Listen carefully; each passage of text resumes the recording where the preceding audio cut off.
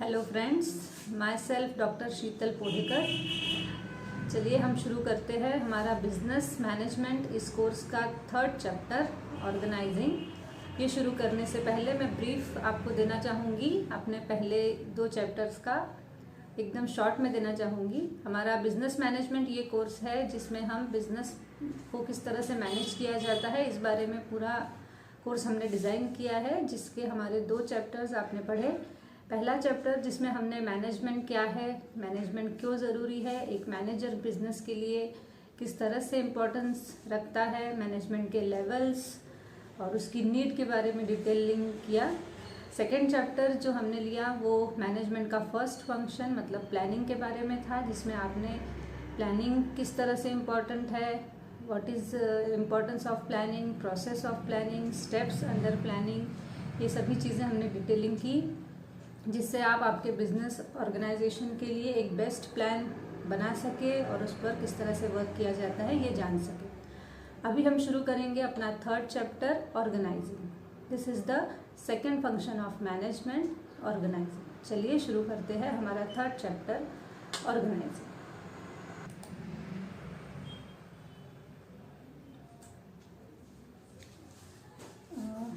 आज हम ले रहे हैं बिजनेस मैनेजमेंट इस कोर्स का चैप्टर 3 फंक्शन ऑफ मैनेजमेंट का सेकेंड फंक्शन ऑर्गेनाइजिंग।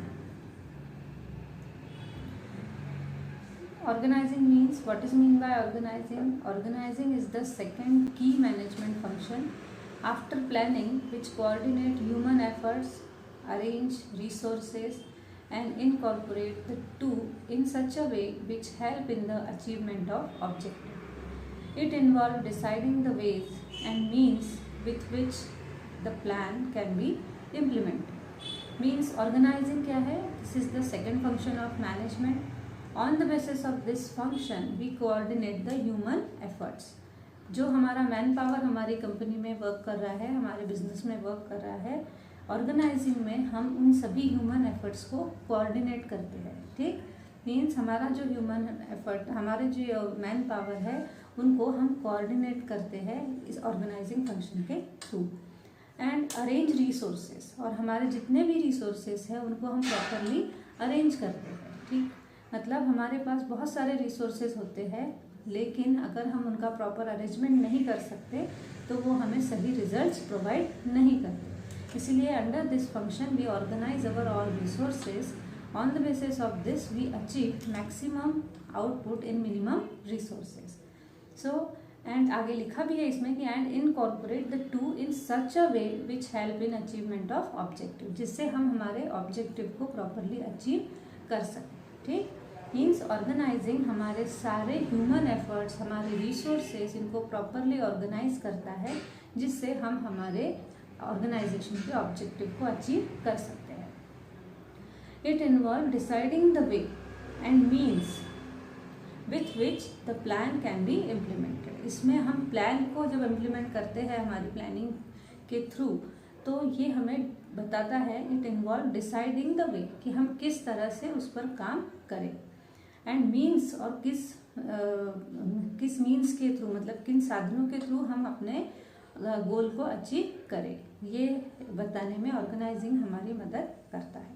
ठीक, सो इन शॉर्ट ऑर्गेनाइजिंग क्या है? हमारे सारे ह्यूमन एफर्ट्स, हमारे सारे रिसोर्सेज, उनको कंप्लीट करके उनको इनकॉर्पोरेट करके हम हमारे ऑब्जेक्टिव को अचीव कर सकते हैं। ठीक, so what are the characteristics of organizing? Organizing में फिर क्या कैरेक्टरिस्टिक्स है, क्या विशेषताएं होती है? तो सबसे फर्स्ट जो है वो है डिवीजन ऑफ लेबर। ठीक, means work is assigned to the employee who is specialized in that work. तो पहली कैरेक्टरिस्टिक्स ऑर्गेनाइजिंग की क्या है कि ये वर्क को डिवाइड करता है। ठीक है, मीन्स हमारे जितने भी एम्प्लॉयज़ हैं, जितने भी वर्कर्स हमारे बिजनेस में वर्क करते हैं, उनके कामों को हम क्या करते हैं ऑर्गेनाइजिंग में, उनके वर्क को हम प्रॉपरली डिवाइड करते हैं अकॉर्डिंग टू देयर स्पेशलाइजेशन। हर एक का जो भी स्पेशलाइजेशन है काम करने का, उसमें हम उस काम को डिवाइड करते हैं। ठीक, जो वर्कर, जो एम्प्लॉय जिस वर्क में परफेक्ट है, जिस काम का उसका स्पेशलाइजेशन है, वो वर्क उसको ऑर्गेनाइजिंग के थ्रू हम डिवाइड करते हैं, जिससे हमें उन स्पेशलाइज्ड पर्सन का प्रॉपर हम यूज़ कर सकें। This is the man power planning. Second characteristics, coordination. Different member of the organization are given different tasks to perform.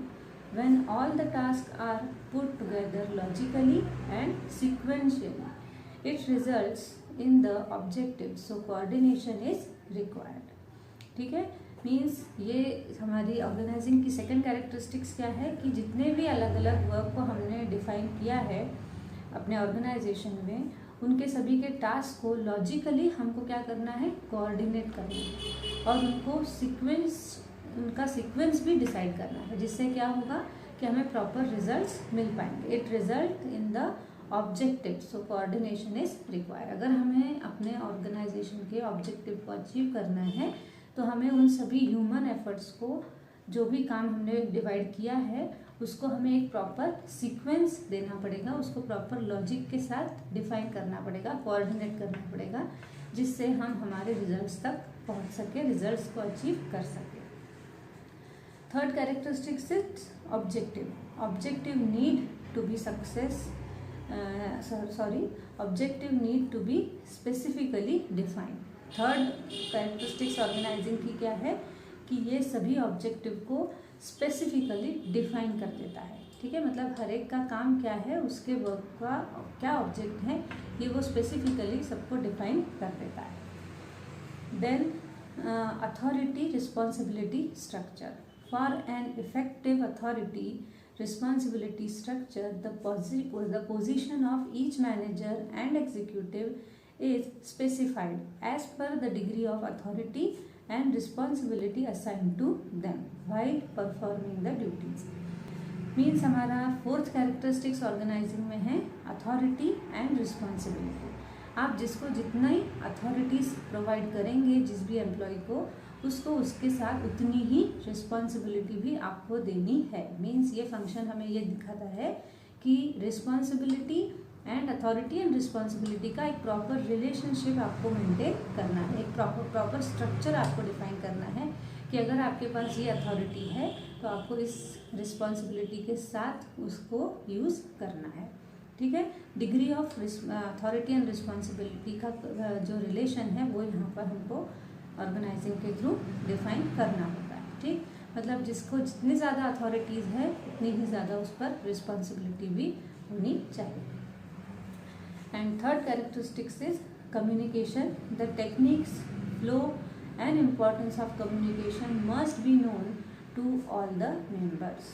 ठीक, ऑर्गेनाइजिंग की नेक्स्ट कैरेक्टरिस्टिक जो है वो है कम्युनिकेशन। कि आपके जितने भी एम्प्लॉयज़ हैं, जितने भी मेंबर्स हमारी ऑर्गेनाइजेशन में है, उन सभी में क्या होना चाहिए, प्रॉपर कम्युनिकेशन होना बहुत ज़रूरी है। उनमें प्रॉपर फ्लो उनको पता होना चाहिए कि किस तरह से कोई भी चीज़ एक फ्लो के थ्रू कम्युनिकेट होगी। ठीक, तो these are the characteristics of organising.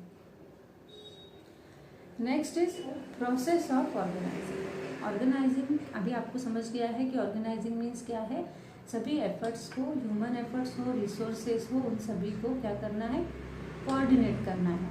ठीक है, और उसके बाद हम उसके थ्रू अपने ऑब्जेक्ट को कैसे अचीव कर सकते हैं, ये आपने देखा। अभी हम देखेंगे कि ऑर्गेनाइजिंग अगर हमें करना है तो उसकी क्या प्रोसेस होगी। तो सबसे पहला स्टेप क्या है प्रोसेस ऑफ ऑर्गेनाइजिंग का, identification and division of work. पहला काम क्या करना है, organizing process begins with identifying the work and dividing them as per the plan. सबसे पहला काम हमें ऑर्गेनाइजिंग में ये करना है कि हमें आइडेंटिफाई करना है हर एक का काम, और उस काम को, उस प्रॉपर पर्सन को क्या कर देना है, डिवाइड कर देना है अकॉर्डिंग टू प्लान। हमने जो भी प्लानिंग की है अपने ऑब्जेक्ट को अचीव करने के लिए, उस प्लान पर काम करते हुए हमें वो वर्क सभी एम्प्लॉय में प्रॉपरली क्या करना है, डिवाइड करना है। और हमने अभी ऊपर देखा कैरेक्टरिस्टिक्स में कि जो डिवाइडेशन ऑफ वर्क है वो अकॉर्डिंग टू स्पेशलाइजेशन होना चाहिए।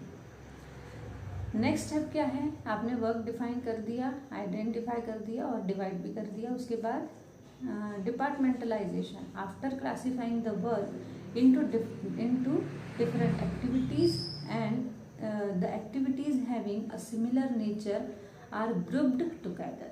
मीन्स क्या करना है, आपने वर्क को डिफाइन कर दिया, उनकी एक्टिविटी को डिफरेंट कर दिया. अभी आपको क्या करना है, जो सिमिलर टाइप की एक्टिविटीज़ है उनका एक ग्रुप तैयार करना है. ठीक है, मतलब जैसे हमने देखा है बिजनेस में बहुत सारे डिपार्टमेंट्स होते हैं, तो मार्केटिंग से रिलेटेड एक्टिविटीज़ को मार्केटिंग डिपार्टमेंट हैंडल करेगा, एचआर से रिलेटेड वर्क को एचआर डिपार्टमेंट हैंडल करेगा, फाइनेंस से रिलेटेड मैटर्स फाइनेंस डिपार्टमेंट क्या करेगा, अपना वर्क परफॉर्म करेगा. तो second step of organizing is departmentalization. Means पहले आप वर्क को डिवाइड कीजिए और उसके बाद आप सिमिलर नेचर के वर्क का प्रॉपर ग्रुप कीजिए. मीन्स प्रॉपर डिपार्टमेंट में उसको डिवाइड कीजिए. Assignment of the task. After the, ये थर्ड स्टेप है या थर्ड स्टेप है ऑर्गेनाइजिंग का. After the formation of departments, employees are assign the job as per their skill, qualification and competencies. Means जब आपके डिपार्टमेंट डिफाइन हो गए, आपके डिपार्टमेंट इस्टेब्लिश हो गए, इसके बाद आपको थर्ड काम क्या करना है कि हर एक एम्प्लॉय को उसका जॉब असाइन करना है. ठीक, according to their skill, qualification and competency. वो जिस तरह के वर्क को परफॉर्म करने में परफेक्ट है, जिस तरह के वर्क को परफॉर्म करने में वो कंफर्टेबल है, उस तरह का वर्क, उसकी स्किल को जज करके आपको उसके क्वालिफिकेशन को देखकर आपको वो वर्क उसको असाइन करना है. देन उसके बाद आता है इस्टेब्लिशमेंट ऑफ ऑर्गेनाइजेशनल हायरार्की. ठीक है, development of work is not all. The employee must be aware of whom they have to report and who can give them orders. ठीक है, establishment of organizational hierarchy means fourth step organizing की क्या है कि आपने work define कर दिया उनके स्किल के अकॉर्डिंगली. अब हर एक एम्प्लॉयज़ को ये पता होना चाहिए कि उसको किसको रिपोर्टिंग करना है. मीन्स एक हायरार्की, उसको एक स्टेप बाय स्टेप लेवल पता होनी चाहिए कि उसको किस प्रोटोकॉल के थ्रू कोई भी मैसेज या कोई भी रिपोर्ट प्रोवाइड करनी है, वो किसको आंसरेबल है, ये उसको पता होना चाहिए. उसमें कन्फ्यूजन नहीं होना चाहिए कि मुझे किसके इंस्ट्रक्शंस को फॉलो करने हैं, मुझे कौन ऑर्डर देगा, ये सभी क्लियर उनको होना चाहिए. ठीक, तो ये एक ऑर्गेनाइजेशन में सक्सेसफुली वर्क को परफॉर्म करने के लिए, सक्सेसफुल रिजल्ट अचीव करने के लिए this point is very important. अगर एम्प्लॉय में कन्फ्यूजन है, ठीक, एक फॉर एग्जांपल अगर एक एम्प्लॉय को कुछ आपने वर्क दिया हुआ है लेकिन वो आपको आंसरेबल ही नहीं करता, तो वो आपके वर्क को परफॉर्म नहीं करेगा. आपको लगेगा कि आपका काम हो जाएगा कुछ समय बाद, लेकिन फिर जब समय आता है तब वो एम्प्लॉय आपको बोलेगा कि I am not answerable to you, तो आपका वर्क परफॉर्म नहीं होगा. इसीलिए हर एक एम्प्लॉय को क्लियर होना चाहिए कि वो किसको आंसरेबल है और किसके ऑर्डर्स को उसे फॉलो करना है, किसको उसको वर्क का रिपोर्टिंग देना है. अगर इसमें कन्फ्यूजन है, एम्प्लॉय क्लियर नहीं है, तो यहाँ पर प्रॉपर रिजल्ट्स नहीं मिलते. इसकी वजह से ऑर्गेनाइजेशन में बहुत बड़े बड़े प्रॉब्लम्स हो सकते हैं. इसीलिए हायरार्की बिल्कुल क्लियर होनी ज़रूरी है. Provision of resources to the members. This is the next step of process of organizing. Arrangement and deployment of resources such as money, materials, supplies and machine etc. which are important to carry out day-to-day operations of the organization. Provision of resources to the members means हमें अपने organisation को, अपने business को चलाने के लिए हमको next step क्या करनी है ऑर्गेनाइजिंग में. हमारे जितने भी सारे रिसोर्सेज हैं उसको वो हमारे कंपनी में आने के लिए, हमारी कंपनी में सारे रिसोर्सेज अगर हम अवेलेबल चाहते हैं तो हमें उसके लिए प्रोविजंस करना जरूरी है. चाहे वो मनी हो, मनी से रिलेटेड अरेंजमेंट हो, चाहे मटेरियल से हो या सप्लायर से हो, हमें उसके लिए प्रॉपर अरेंजमेंट करके रखना है. हमें हमारे डे टू डे ऑपरेशंस को प्रॉपरली रन करने के लिए ये सारे रिसोर्सेज के अरेंजमेंट्स होने चाहिए. Provisions of resources. ठीक है, अगर हमें इसका अरेंजमेंट नहीं है तो किसी भी स्टेप पर हमारा वर्क क्या हो सकता है, स्टॉप हो सकता है, जिससे ऑर्गेनाइजेशन का या बिजनेस का लॉस हो सकता है, टाइम वेस्ट हो सकता है, इसीलिए हमें इस प्रोसेस में इस स्टेप को भी बहुत इम्पॉर्टेंटली ध्यान में रखना है कि हमारे जितने भी सारे रिसोर्सेस हैं उसका हम प्रॉपर अरेंजमेंट करें। Next one is coordination of efforts and scheduling of activity. The final step to this process is the coordination of efforts and scheduling the activities in a logical and systematic manner so that the common objective can be achieved effectively. और final step क्या है organizing का कि अगर हम जो भी हमने एफर्ट्स लिए हैं उसमें प्रॉपर क्या होना चाहिए, कोऑर्डिनेशन होना चाहिए। ठीक है, जितने भी आपने वर्क डिवाइड किया, डिपार्टमेंट बनाए, स्किल के अकॉर्डिंगली जॉब असाइन किए, एक हायरार्की वहाँ पर डिफाइन की, सब आपने किया, लेकिन अगर इनमें प्रॉपर कोऑर्डिनेशन नहीं है, ठीक है, आपने प्लान तो बना लिया लेकिन उसको प्रॉपरली इम्प्लीमेंट नहीं किया, आपने एम्प्लॉयज़ तो हायर कर लिए लेकिन उनको हायर करने के बाद उनके स्किल को जजमेंट नहीं किया, उनको वर्क प्रॉपरली डिफाइन नहीं किया गया, तो यहाँ पर क्या होगा, उसमें प्रॉपर कोऑर्डिनेशन नहीं मिलेगा। ठीक, अगर कोऑर्डिनेशन नहीं रहा किसी भी वर्क का तो आपको प्रॉपर आपके जितने भी एफर्ट्स हैं उसके रिजल्ट्स आपको नहीं मिलेंगे। तो नेक्स्ट लास्ट हमारा फाइनल फंक्शन यही, फाइनल स्टेप यही रहेगा ऑर्गेनाइजिंग का कि हम जितने भी एफर्ट्स लेंगे उसको क्या करना है, प्रॉपरली कोऑर्डिनेट करना है और सारी एक्टिविटी को क्या करना है, शेड्यूलिंग करना है प्रॉपरली एंड लॉजिकली और सिस्टमेटिकली, जिससे क्या होगा, हम हमारे कॉमन ऑब्जेक्टिव को अचीव कर पाएंगे। ठीक है, मतलब coordination and scheduling of logical and systematical manner, ये बहुत ज़्यादा ज़रूरी है। अगर ये नहीं हुआ तो हम हमारे ऑब्जेक्टिव अचीव नहीं कर पाएंगे। ठीक है, तो ये 6 स्टेप्स हमें फॉलो करनी है अगर हम ऑर्गेनाइजिंग करना चाहते हैं तो। Next one is importance of organizing, कि ऑर्गेनाइजिंग क्यों इम्पॉर्टेंट है किसी भी बिजनेस के लिए। तो फर्स्ट इम्पॉर्टेंस है इसका एडवांटेजेस ऑफ स्पेशलाइजेशन। अगर हम ऑर्गेनाइजिंग का पहला इम्पॉर्टेंस ये है कि हम अपने वर्क को क्या कर सकते हैं, एक स्पेशलाइज पर्सन को असाइन करके उस स्पेशलिस्ट की सर्विसेज हम हमारे बिजनेस में ले सकते हैं। Organizing help in the classification of job systematically amongst the workforce. Organization will get the benefit of specialization wherein workers will perform specific work on a regular basis according to their competency. ठीक है, means organising हमें help करता है कि हम उसके accordingly work को classify करते हैं, उस स्पेशलिस्ट जो उस वर्क का है उसको वो वर्क असाइन करते हैं, जिससे एक स्पेशलिस्ट की सर्विसेज हम क्या कर सकते हैं, अचीव कर सकते हैं। और जब एक स्पेशलिस्ट की सर्विसेज हम अचीव करेंगे तो हमें ज़रूर एक प्रॉपर रिजल्ट्स वो प्रोवाइड करेंगे, एक अच्छा परफॉर्मेंस देकर हमारे ऑब्जेक्ट को वो अचीव करवाएंगे। ठीक है, तो first importance of organizing is receive the services of specialized person. Second importance is describe work relationship. The definition of work relationship describe the flow of communication. This is most important, flow of communication. This remove confusion and chaos in getting orders and instructions. ठीक है, अभी मैंने आपको बताया steps में कि describe the work relationship, मतलब क्या है कि कम्युनिकेशन किस तरह से होगा department to department, inter department, other departments के साथ किस तरह से हमारा कम्युनिकेशन होगा, उसकी हायरार्की क्या होगी, किसके ऑर्डर्स फॉलो करने हैं, किसको रिपोर्ट करना है, ये प्रॉपरली डिफाइन होना चाहिए स्ट्रक्चर, जिससे क्या होगा कि सही एक अच्छा रिलेशनशिप ऑर्गेनाइजेशन में डेवलप होगा, एक अच्छा रिलेशनशिप मेंटेन होगा बिजनेस में, जिससे आप प्रॉपर रिजल्ट्स अचीव कर सकते हैं। Effective utilization of resources. Third importance of organizing is effective utilization of resources. Organizing function ensure the best possible utilization of resources.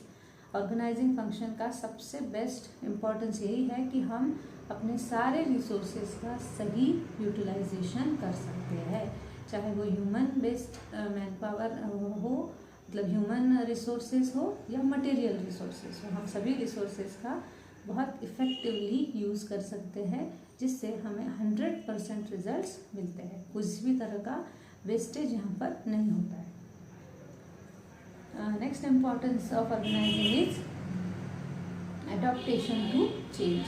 Organizing process help the organization to survive and adopt the changes. एक ये बहुत important है organising में कि organising process हमें किस लिए मदद करती है, survive and adopt the changes.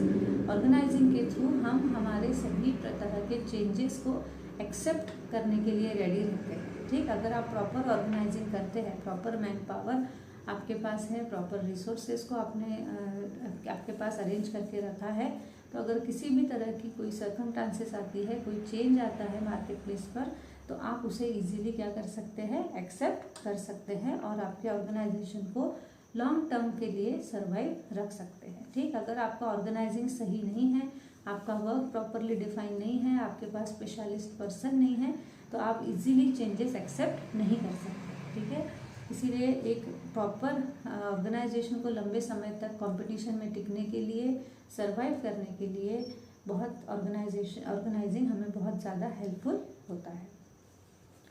And last importance is development of personnel. Organizing encourage creativity in executive, delegation of authority reduce their workload and they get time to identify new method to perform the work.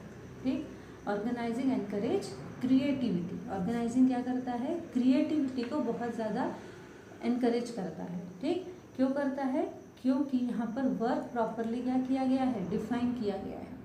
आपने हर एक के work को क्या किया है, divide कर दिया है according to their specialization. It is called division, delegation of authority.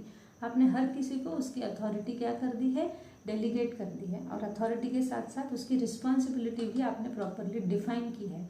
इससे क्या होगा, एक पर्सन को पता है कि मुझे क्या काम करना है, तो वो उतने ही काम पर फोकस करेगा, तो वो ज़्यादा क्रिएटिवली उस पर वर्क कर पाएगा और अच्छे रिजल्ट्स अपने ऑर्गेनाइजेशन को दे पाएगा। तो ऑर्गेनाइजिंग का सबसे बेस्ट इम्पॉर्टेंस यही है कि यहाँ पर पर्सनल डेवलपमेंट भी आपको देखने को मिलेगा आपके एम्प्लॉयज़ में। क्यों, क्योंकि वो एक स्पेसिफिक जॉब कर रहे हैं, उनको पता है उनको क्या करना है, उनको कुछ अथॉरिटीज़ है, उनकी रिस्पॉन्सिबिलिटी उन्हें पता है, जिससे वो उस रिस्पॉन्सिबिलिटी के साथ अच्छे से वर्क परफॉर्म कर सकते हैं और क्रिएटिव थिंकिंग, इनोवेटिव थिंकिंग के साथ ऑर्गेनाइजेशन के डेवलपमेंट के बारे में भी काम कर सकते हैं। ठीक, तो ये थे importance of organizing. So the conclusion of this chapter is, as a conclusion of organizing, and organizing is the second role of managerial function. When the organization is well organized, it can be said that it is in the most excellent circumstances. ठीक है, मतलब अगर हमारी organisation में हमने properly work को organise किया हुआ है, ऑर्गेनाइजिंग फंक्शन एक मैनेजरियल फंक्शन में बहुत इंपॉर्टेंट होता है। अगर हमने प्रॉपरली ऑर्गेनाइजिंग किया हुआ है तो हम किसी भी तरह के एक्सीलेंस सर्कमस्टांसेस में वर्क कर सकते हैं। ठीक, तो ये चैप्टर था हमारा ऑर्गेनाइजिंग, जिसको आपने अभी पढ़ा, तो इसका आप और डिटेलिंग स्टडी कीजिए और हम जल्दी ही नेक्स्ट अपने चैप्टर में मिलेंगे।